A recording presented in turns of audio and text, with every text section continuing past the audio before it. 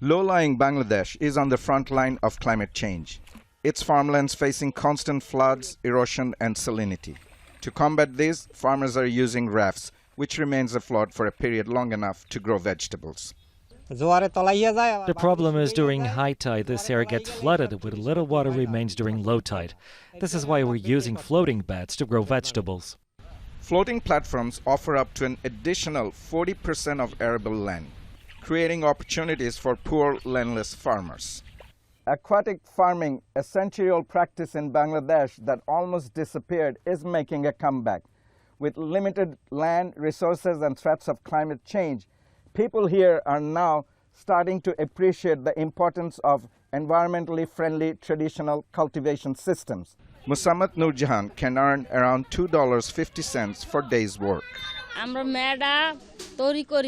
We use organic fertilizers on these seeds, then keep them in a shaded area to mature. Later, we plant them in the floating beds with natural fertilizers and sell them when ready in the markets.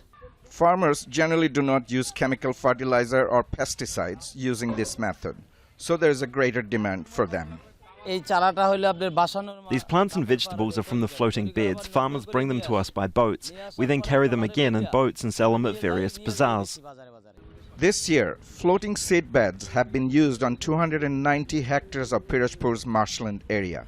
There are now around 50,000 people involved directly or indirectly in this type of farming in the district. This method of farming is getting really popular and is now practiced in at least 15 to 20 other districts. Farmers are making a good profit.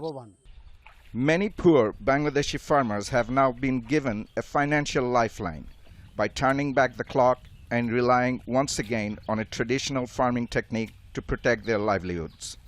Tanvir Chaudhary, Al Jazeera, Pirojpur, Southwest Bangladesh.